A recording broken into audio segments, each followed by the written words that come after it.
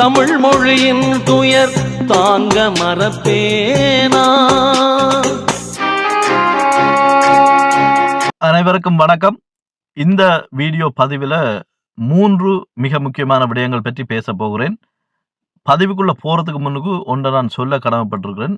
இந்த வீடியோ பதிவில் 2 சாதகமான விடயங்களும், அதாவது இந்த பாசிட்டிவான விஷயங்கள்னு சொல்லுவோம், ஒன்று பாதகமாக நடந்த ஒரு விஷயம் பற்றியும் பேச போகிறேன். எனக்கு தெரியும், நான் பேச போகின்ற இந்த அரசியல்வாதிகளுக்கு பின்னால் அல்லது தொழில் அதிபருக்கு பின்னால் நிறைய விமர்சனங்கள் இருக்கிறது. எந்த ஒரு அரசியல்வாதியை நீங்கள் எந்த நாட்டில் போய் தொட்டு ஒரு தலைப்பை எடுத்து பேசினாலும் பாராட்டுதல்களையும் விமர்சனங்களையும் தவிர்த்து விட்டு நீங்கள் பேச முடியாது. ஏனென்றால் இது ஒரு வலை பின்னல் போன்று ஒன்றோடு ஒன்று பிணைந்து போய் இருக்கும். ஆனால் நான் நிறைய பதிவுகளை போட இருக்கிறேன் இந்த தளத்திலே. எனவே ஒவ்வொரு பதிவிலும் நான் குறிப்பிட்ட விடயங்களை பேச போகிறேன். இந்த பதிவில் அர்ஜுனா ராமநாதன் சார்ந்த ஒரு விடயம், ரீச்சா மற்றும் அதன் உரிமையாளர் பாஸ்கரன் அவர்கள் சார்ந்த ஒரு விடயம், இன்னொன்று நாடாளுமன்ற உறுப்பினர் சிவஞானம் ஸ்ரீதரன் ஐயா சார்ந்த ஒரு விடயம். இந்த 3 விடயங்களையும் நான் பேச வேண்டும். அதற்கு முன்னுக்கு என்னுடைய கருத்தில் ஏதாவது ஒரு சிறிய இடத்திலாவது நீங்கள் உடன்பட்டால் இந்த சேனலை, இந்த தளத்தை சப்ஸ்கிரைப் பண்ணி எனக்கு கொஞ்சம் ஆதரவு தாங்கோ. என்னுடைய பிரதான நோக்கமே அரசியல் விழிப்புணர்வு. அது இன்னும் குறிப்பாக என்னிலும் வயது குறைந்த எனது தம்பி தங்கைகள், ஒட்டுமொத்த உறவுகள், இவர்கள் அனைவரையும் இந்த தேர்தல் களத்தில் எடுத்துக்கொண்டு வந்து இந்த வாக்கை செலுத்த வைக்கணும் முதல் கடமை. 2வது, கொஞ்சம் சிந்தித்து வாக்களிக்கிற தன்மையை உருவாக்கணும் என்ற ஒரு நோக்கத்தில் தான் நான் இந்த பதிவுகளை பதிவிட்டு வருகிறேன். இப்போ விடயத்துக்கு வாரன். முதலாவதாக அர்ஜுனா ராமநாதன். இவருடைய பெயரை தொட்டாலே பாராட்டுதல்களும் விமர்சனங்களும் அதிகமாகவே இருக்கும். இந்த பதிவில் தயவு செய்து யாரும் கேள்விகள் கேட்க தொடங்காதீர்கள். நீங்கள் ஏன் அவரை புகழ்கிறீர்கள், அவரை பற்றி பேச வேறு விடயங்கள் இல்லையா, அல்லது இவரை பற்றி தான் பேச வேணுமா, இந்த மாதிரி கேள்விகளை வைக்காதீர்கள். உங்கள் கேள்விகள் அனைத்துக்குமான பதில்களை ஒவ்வொரு நாளும் ஒவ்வொரு தலைப்பில் நான் பேச இருக்கின்றேன். ஏனென்று சொன்னால் பெரும் நீள பதிவுகளாக எதையும் போட முடியாது. ஏனென்று சொன்னால் இந்த வேகமான உலகத்தில் யாருக்கு நேரம் இல்லை, அது உங்களுக்கு தெரியும். நான் ஒரு 30 நிமிட பதிவொன்றை போட்டால் சராசரியாக 14 நிமிடத்திலிருந்து 16 நிமிடம் தான் பார்க்கிறார்கள். என்னை பொறுத்த வரைக்கும் அது ஒரு பெரிய மகிழ்ச்சிக்குரிய விடயம் எனக்கு. என்னென்னு சொன்னால் ஒரு 50% மேல் பார்க்கிறார்கள். நீங்கள் தாராளமாக என்னுடைய கருத்துக்களை விமர்சிக்கலாம். ஆனால் விமர்சிக்க முன் ஒன்றை நான் சொல்லுவேன். என்னுடைய அனைத்து கருத்துக்களையும் வெறும் ஒரு வீடியோ பதிவில் என்னால் போட முடியாது. என்னை நீங்கள் விமர்சிக்க விரும்பினால் அதற்கு முன் என்னுடைய பதிவுகள் எல்லாத்தையும் பார்த்துவிட்டு என்னென்ன தலைப்புகள் சார்ந்து பேசி இருக்கிறேன் என்றதை எல்லாத்தையும் கவனிச்சுட்டு நாகரிகமாக உங்களோட விமர்சனத்தை போடுங்க. தயவு செய்து ஒரு பதிவை பார்த்துவிட்டு அதிலும் ஒரு 5 நிமிஷம் 2 நிமிஷம் 1 நிமிஷம் பார்த்துட்டு கருத்துக்களை பதிவு செய்ய வேண்டாம். எனவே எதிர்வரும் பதிவுகளோடு இணைந்திருங்கள். முதலாவதாக அர்ஜுனா ராமநாதன் சாதித்த இடம் என்று எதை என்று பார்ப்போம். நான் விமர்சனத்துக்குள்ளே போகையில் அதை வேறு தலைப்புகளில் உரிய நேரத்தில் நான் பேசுவேன்.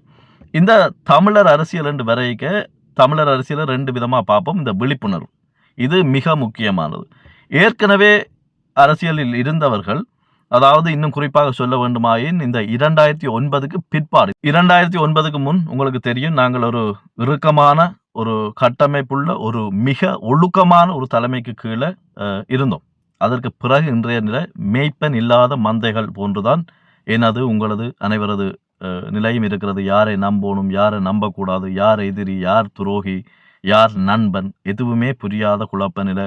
ஒவ்வொரு அரசியல்வாதிகள், ஒவ்வொரு கொள்கைகள், ஒவ்வொருத்தருக்கு பின்னால் ஒவ்வொரு கூட்டங்கள், அரசியல்வாதிகளுக்கு பின்னாலே உள்ள கூட்டங்களாக நாங்கள் பிரிந்து கிடப்பதால் எங்களுக்குள்ளே சண்டைகள், இப்படி நிறைய விடயங்கள் இருக்கிறது. என்னுடைய மனதுக்குள் நான் நம்புவது ஒன்று, சாமானியனாக ஒவ்வொருத்தர் ஒவ்வொரு முயற்சியை மேற்கொண்டு ஒரு அரசியல் விழிப்புணர்வை எங்களோட பிள்ளைகளுக்குள்ளே ஏற்படுத்தினால், எங்களோட சமூகத்தில் எங்களோட மக்களுக்குள்ளே ஏற்படுத்தினால் இந்த பிளவுகள், இந்த பிரச்சனைகளை சரி செய்யலாம். அதுக்கு முன்னுக்கும் இந்த சாதி, மதம், வேற என்ன, இப்படி என்னென்ன பிரச்சனைகள் இருக்குதோ, ஏற்றத்தாழ்வு, பெரியாள், சின்னாள், பணக்காரன், ஏழை, இதுகளை கடந்து நாங்கள் தமிழர்கள் என்று வரணும். என்னென்னு சொன்னால் எங்களுக்கு எப்பவும் ஒரு அடையாளம் இருக்கிறது. சொந்த நாட்டுகளும் சரி, புலம்பெயர்ந்த தேசங்களிலும் சரி, நீங்கள் எங்கே போய் எங்கே குடியுரிமை பெற்று எங்கே வாழ்ந்தாலும் அகதிகள் தான். அகதிகளுக்குள்ள யார் பெரிய அகதி, யார் சின்ன அகதி என்ற பெருமைகள் தேவையற்றது. அப்போ நாங்கள் தமிழர்களாக சேர்ந்து இயங்கணும். முதலாவதாக அர்ஜுனா ராமநாதனை பார்ப்போம். மரியாதைக்குரிய நாடாளுமன்ற உறுப்பினர். இவர் சாதித்த இடம் என்று சொல்லி நான் எதை பார்க்குறேன்டா, விமர்சனங்களுக்கு அப்பால் இந்த அரசியல் விழிப்புணர்வு. இந்த 17 ஆண்டுகளான இந்த காலப்பகுதியில் இவர் செய்த வேலை என்னன்னு சொல்லி சொன்னால், அதாவது இந்த ஆணிய சரியான இடத்துல அடிக்கிறேன்னு சொல்லி ஒன்று சொல்லுவோம். அது எந்த விடயங்கள் என்று நீங்க பார்த்தீங்கன்னா, இதுக்கு முன்னுக்கு இருந்த அரசியல்வாதிகள், அந்த மக்களுக்கு ஒரு பாராளுமன்றம் என்றால் என்ன? ஒரு நாடாளுமன்ற உறுப்பினர் செயற்பாடுகள் என்ன? அவருக்கான சிறப்பு உரிமைகள் என்ன? அம் மாவட்ட அபிவிருத்தி சபை கூட்டம் என்றால் என்ன? அந்த கூட்டத்தில என்னென்ன விடயங்கள் பேசப்படும்? அதை எப்படி வெளியில கொண்டாடுறது? அதாவது சமூக வலைத்தளங்கள் ஊடாக எப்படி அத நேரலையில கொண்டு வந்து மக்கள பார்க்க வைப்பது. இவ்வாறான ஒரு பெரிய வேலைய அர்ஜுனா ராமநாதன் இந்த 2 அல்லது 2 1/2 ஆண்டுகளுக்குள் செய்திருந்தார். இவர் சாதித்த இடமா நான் பார்க்கிறதும் இதுதான். இன்றைக்கு நிறைய அல்லது நீங்கள் எந்த வழியில சொன்னா கூட, அவரை ஆதரிக்கிறவர்கள் நிறைய என்று சொல்வார்கள். எதிர்க்கிறவர்கள் மிக சிறிய என்று சொல்வார்கள். இது நிறைந்ததா அல்லது சிறியதா என்று நீங்கள் எப்படி பார்த்துக் கொண்டாலும், மக்களால் அவர் நேசிக்கப்படுவதற்கு மிகப்பெரிய காரணமாக இது அமைகிறது. ஏனென்று சொன்னா இந்த வெற்றிடம் இருந்தது. நிறைய பேருக்கு தெரியாது. இப்ப நான் தனிப்பட்ட முறையில் 9 ஆண்டு காலமாக என்னால் முடிந்த எனது சக்திக்கு உட்பட்ட நிறைய வேலைத்திட்டங்களை செய்து கொண்டு வந்த நான், பிரதானமாக நான் ஆக்களோட பேசுவது, இளம் பிள்ளைகளோட பேசுற விஷயமே வந்து, நீங்கள் முதல் போய் வாக்களியுங்கோ.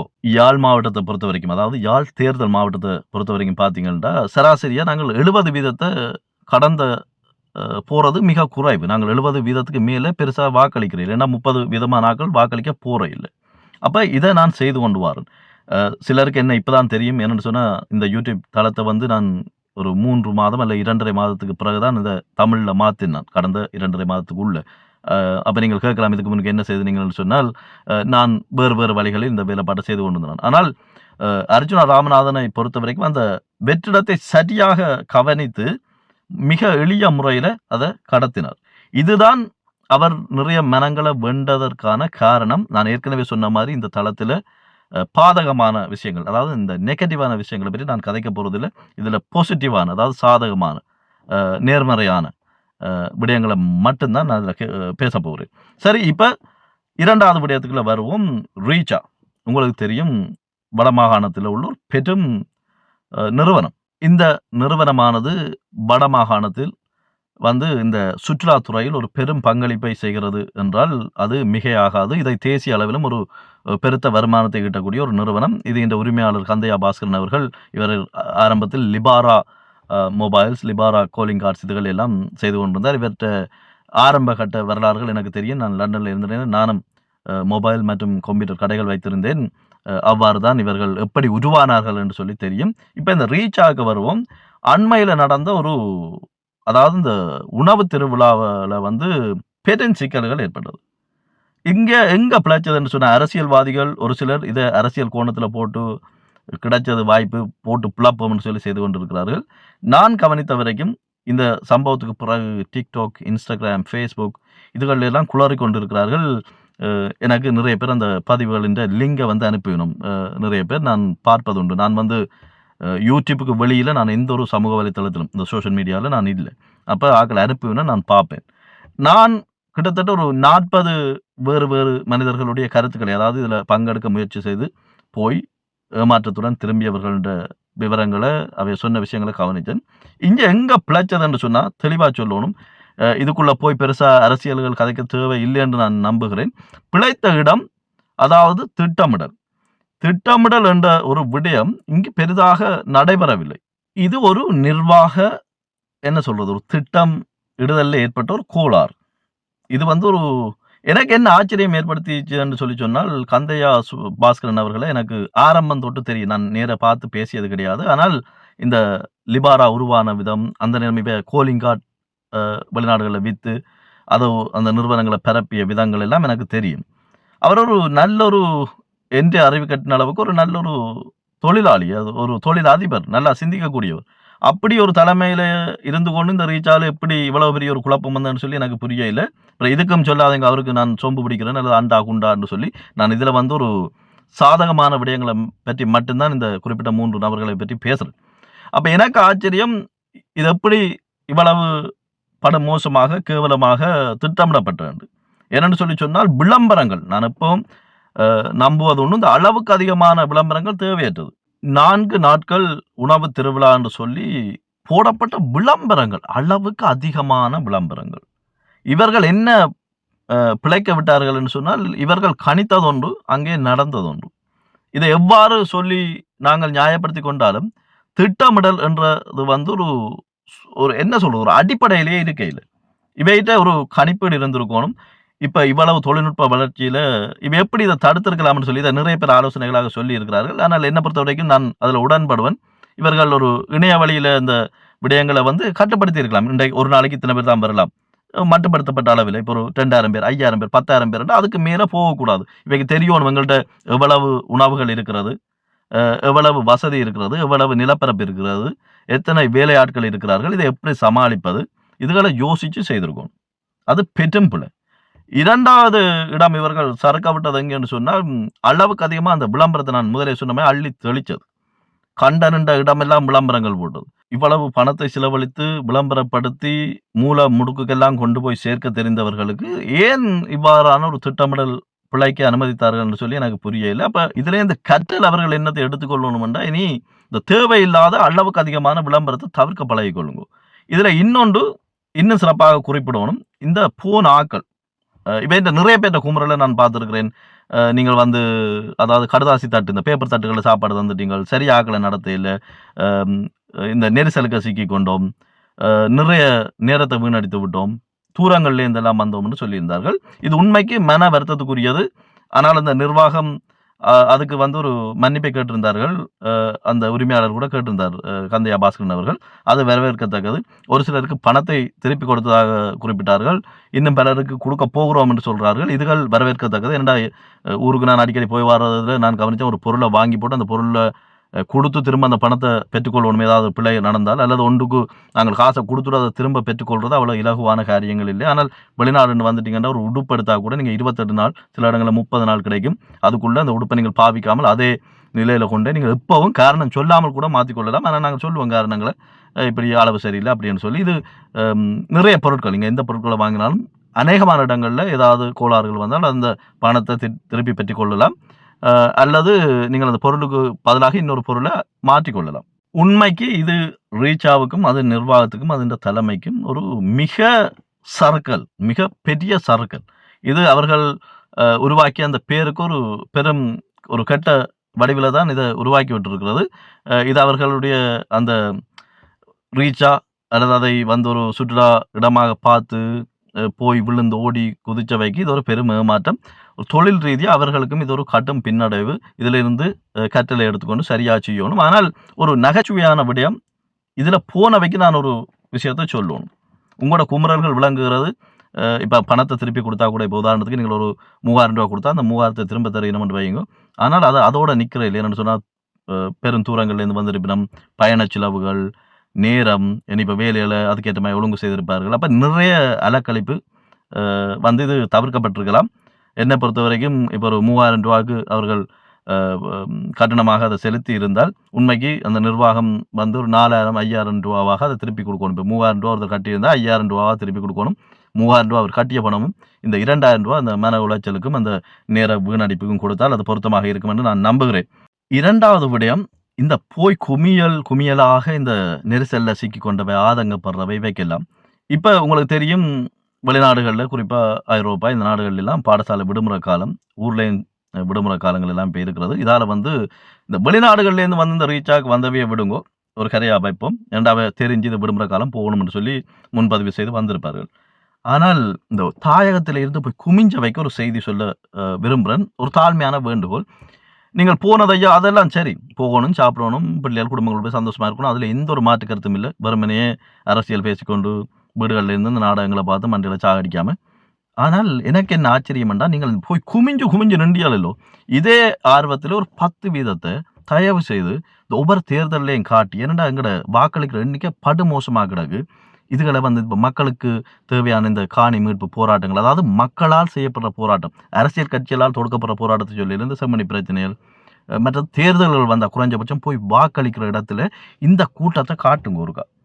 சரியா? இப்படி களியாட்டங்கள், சினிமா, இந்த மாதிரி விடயங்களை காட்டுறது தவறு இல்லை. இதில் ஒரு 10% ஒரு ஜனநாயக கடமை என்று வரைக்கும் அதிலையும் காட்டுங்க என்று ஒரு அன்பா உங்களோட உறவாக கேட்டுக்கொள்கிறேன். இறுதியாக நான் பேச வேண்டிய விடயம், மரியாதைக்குரிய நாடாளுமன்ற உறுப்பினர் சிவஞானம் ஸ்ரீதரன் அவர்கள். உங்களுக்கு தெரியும், இவர் யாழ் தேர்தல் மாவட்டத்தால் தெரிவு செய்யப்பட்டவர். யாழ்ப்பாணமும் கிளிநொச்சி மாவட்டமும் சேர்ந்த தேர்தல் மாவட்டத்தில் இவர் வந்து நாடாளுமன்ற உறுப்பினராக தெரிவு செய்யப்பட்டவர். இவர் எங்கே சாதித்த இடம் என்று சொல்லி நான் அறிய விரும்பினால், நான் நிறைய காலங்கள் ஒவ்வொரு மாவட்டங்கள், ஊர், சிற்றூர் இதுவரைக்கெல்லாம் பயணித்து என்கிட்ட கற்றலை, அரசியல் தெளிவை, மக்களோட மனநிலையை புரிஞ்சு கொள்ள விரும்புவதுண்டு. இதுக்கு பின்னால் உள்ள என்ற நோக்கம் வந்து குறிப்பாக இன்னிலம் வயது குறைந்த, எனக்கு இப்போ 38 வயசு ஆகிறது. இது இன்னிலம் வயது குறைந்த இந்த 2009ஆம் ஆண்டுக்கு பின்னுக்கு பிறந்த பிள்ளைகள் அல்லது அந்த நேரம் ஒரு 5 வயசு 6 வயசுல இருந்த பிள்ளைகளுக்கு ஒரு அரசியல் விழிப்புணர்வை கொடுக்கணும். இவ வெளியில் வந்து வாக்களிக்கணும், சிந்திச்சு செயற்படணும், ஊழலை ஆதரிக்கக்கூடாது, மாற்றத்தை விரும்பணும் என்று சொல்லி நிறைய சின்ன சின்ன வேலை திட்டங்கள் நான் செய்து கொண்டு வரேன். நான் அப்போ கிராமங்களாக, நகரங்களாக, மாவட்டங்களாக செல்வது வழக்கம்.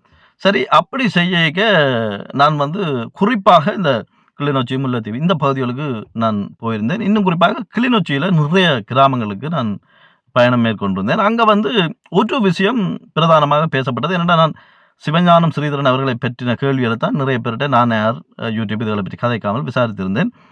அதில் ஒன்று விளங்கிச்சது. எல்லாரும், அதாவது நான் இப்போ ஒரு உதாரணத்துக்கு மொத்தமாக ஒரு 500லிருந்து ஒரு 800 பேரை நான் சந்தித்திருப்பேன், கதைத்திருப்பேன். அதை ஏன் நான் எப்படி செய்கிறேன்னு சொன்னால், இந்த ஒரு பானை சோத்துக்கு ஒரு சோறு பதம் தான் நான் நம்புகிறேன். இல்லைன்னு சொன்னால் கீழே குழஞ்சிருக்கும், சில நடுவில் குழஞ்சிருக்கும், அல்லது கீழே அடிப்பிடிச்சிருக்கும், மேலே நல்லா இருக்கும். அப்போ ஒரு பானை சோத்துக்கு 100 சோறு பதம் தான் நான் நம்புறது. நான் அப்படி தான் சிந்திக்கிறது.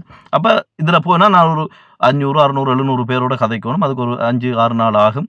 அப்போ 2 மாதம் அங்கே நிற்கிறேன்னு சொன்னால் இதுக்கிடையில் நிறைய தரம் பயணங்கள் செய்யணும். இப்போ நானே வாகனம் ஓடுறதால எனக்கு அது கொஞ்சம் இலகுவாக இருந்தது. நிறைய நண்பர்கள் கிளிநொச்சியில் இருக்கிறார்கள். இந்த யூடியூப்பை இங்கிலீஷில் செய்ய நிறைய பேரோட பழக்கங்கள் இருந்தது. அப்போ போயிருக்க அடிக்கடி அங்கே வந்து நான் இப்போ அவரை விசாரிக்க சேரன்னு சொல்லித்தான் கதைப்பினோம். அவர் உங்களுக்கு எல்லாருக்கும் தெரியும், சிவஞானம் ஸ்ரீதரன் அவர்கள் 4 முறை பாராளுமன்ற உறுப்பினராக இருக்கிறவர். இப்போ 4வது முறை இருக்கிறார். அப்போ உங்களுக்கு தெரியும், பல ஆண்டுகளாக இருக்கிறார். அப்போ இந்த விசாரணைகள், அதாவது நான் ஆக்களோட பேச வலிக்கிட்டு பல ஆண்டுகளும் ஆகிறது. இந்த சேரன்னு சொல்கிறதுல எனக்கு ஒரு குழப்பம் என்னென்னா, இந்த யுத்த காலங்களில் இராணுவ சிப்பாய்களை கூட நாங்கள் சேரன்னு தான் பயத்தில் கூப்பிட்ட ஞாபகங்கள் எல்லாம் எனக்கு வரும். அப்போ எனக்கு ஒரு மாதிரி இருந்தது முதல் தரம் போய்க்கு. ஏன் இவரை சேரன்னு கூப்பிடுங்க, சும்மா ஐயா, ஒரு நாடாளுமன்ற உறுப்பினர் மரியாதையாக கதைக்கணும், ஐயா என்று சொல்லி கதைக்கலாம் தானே. சேர் என்று சொன்னால் 2க்கும் அர்த்தம் ஒன்றுன்னு தெரியும். ஆனால் அந்த இங்கிலீஷில் நாங்கள் சேர் என்று சொல்லி அது ஒரு வேறு மாதிரி போகும். உங்களுக்கு புரியும் நான் என்ன சொல்கிறேன்னு. அதே நேரம் அவர் ஒரு ஆசிரியராக பணி செய்ததுன்னு சொல்லி தெரியும். அப்போ ஆக்களோட கதை கேட்க ஒன்று சொல்லிச்சுனா, அவர் ஆசிரியராக இருந்தால் அந்த நிறைய பேர் சேருண்டு, அதை இப்போ அநேகமாக நீங்கள் ஸ்ரீதரன் சேருன்னு தான் நாங்கள் நிறைய பேர் கதைக்கிறார்கள். அப்போ 3-4 கேள்விகளை கேட்டிருந்தார்.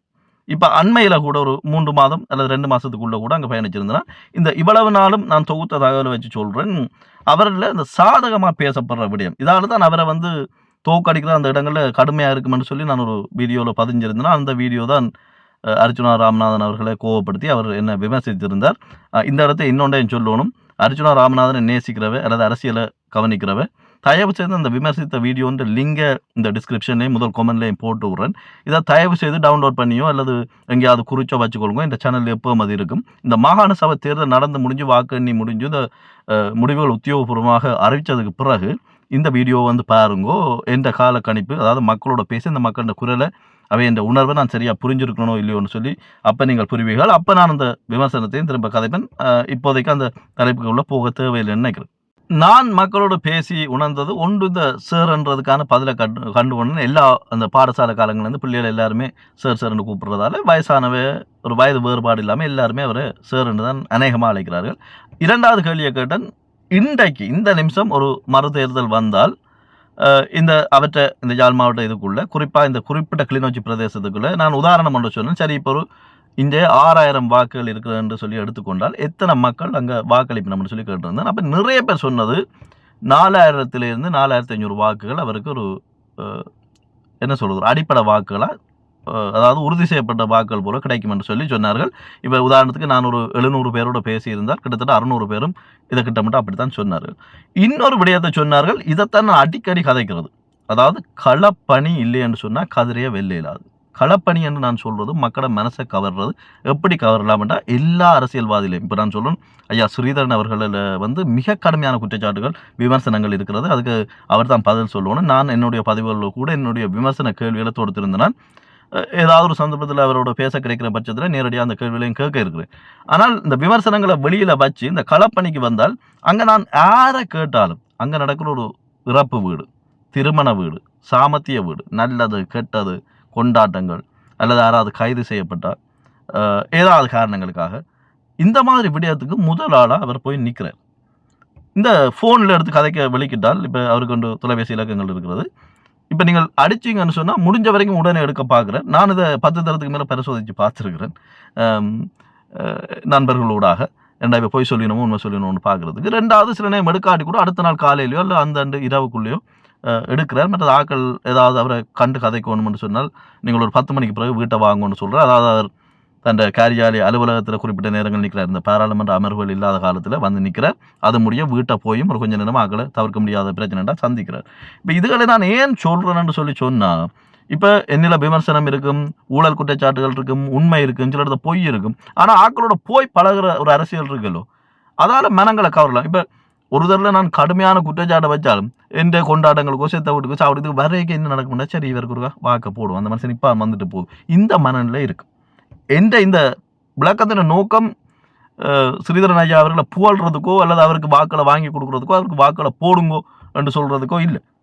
நான் சொல்கிற விளக்கம் இந்த கள அரசியல், அதாவது இந்த என்ன சொல்கிறது, இந்த பேஸ் ஸ்ட்ரக்சரல் பொலிட்டிக்ஸ், இந்த அடிமட்டத்தில் உள்ள கட்டமைக்கப்பட்ட அரசியல்.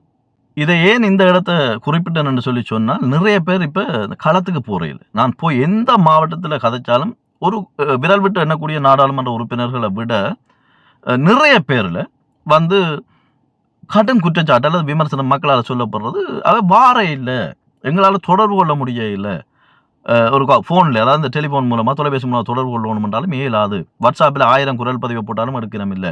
வெறுமனையே வீடியோ போட்டுக்கொண்டு அரசியல் செய்யணும், அல்லது வெறுமனையே பாராளுமன்ற அரசியல் செய்யணும், இல்லாட்டி வெறுமனையே அந்த அரசியல் செய்யணும். அதாவது களத்தில் எனக்கு ஒரு அவசரம் வருது, என்னால் அதை செய்ய முடியலைன்னு சொல்லி.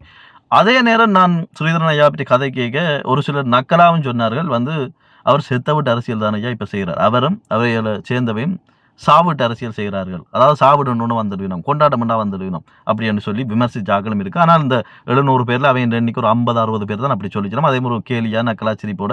அதில் நான் என்ன புரிஞ்சுருக்கேன்டா, அவர்கள் ஸ்ரீதரன் ஐயா மீது கட்டும் விமர்சனத்திலேயும் ஒரு கோபத்திலையும் இருக்கிறார்கள்னு புரிந்து கொள்கிறேன்.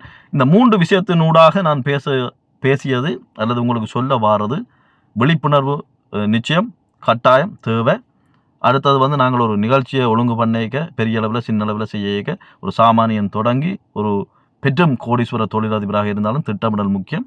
3வது விடயம், எங்கள் மீது எவ்வளவு ஊழல் குற்றச்சாட்டுகள் இருந்தாலும் சரி, அல்லது ஒழுக்கம் இல்லை என்ற குற்றச்சாட்டுகள் இருந்தாலும் சரி, களத்துக்கு பார இல்லை என்ற குற்றச்சாட்டுகள் இருந்தாலும் சரி, அல்லது நிதி மோசடி, இப்படி என்ன குற்றச்சாட்டுகள் இருந்தால் கூட நீங்கள் மக்களோட அணுகி அது ஒரு அழைப்புக்கு வரையினம் தொடர்பு கொண்டு அவையின் தேவைகளை கேட்டு அவையின் வீடுகளுக்கு போய் அவையின் கிராமங்கள் நகரங்களுக்கு போய் இடக்கிட முகங்களை காட்டி இந்த களப்பணி அரசியல், நிலத்தில் நடக்கிற அரசியல் மூலம் பெரிய விடயங்களை சாதிக்கலாம். இது ஏன் சுட்டி காட்டுறேன்டா, ஊழலுக்கு எதிராக பேசுகிறவ, ஊழலை சரிவன் நினைக்கிறவ அல்லது மாற்றத்தை உருவாக்க நினைக்கிறவ களத்தில் அரசியல் செய்யும் பட்சத்தில் உங்களோட அந்த வீரியமான ஆக்ரோஷமான அரசியல்கள் அடிமட்ட மனிதரை வரைக்கும் தொடும். அது பெரும் மாற்றத்தை தரும் என்று சொல்லிக்கொண்டு, நான் கண்டு பார்த்து வந்த நாடுகள், அந்த நாட்டில் மக்கள் பேசியது, ஒவ்வொரு அரசியல்வாதிகளை பற்றின அவர்களுடைய கருத்துக்களை தொகுத்து நான் அடுத்தடுத்த பதிவுகளெல்லாம் செய்ய இருக்கிறேன்.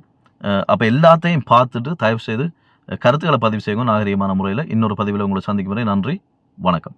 வச்சா குடும்பி சிறச்சா மொட்டை நின்று நிதானிப்பதை ஏண்டா நீ விட்ட உணர்ச்சி பேச்சு வார்த்தை வாழ் வீச்சு உருவரு எல்லாம் உருக்குலைஞ்சு போச்சு. போத தலை கேறி போக்கு மாறியாச்சு. இந்த தலைமை இனி தேவையில்லை, தூக்கி எறிந்து விடு தொலையும் தொல்ல. தோழனாகி நீ தோள் கொடுத்தோடு, உரிமைக்காக நீ சேர்ந்து களமாடு.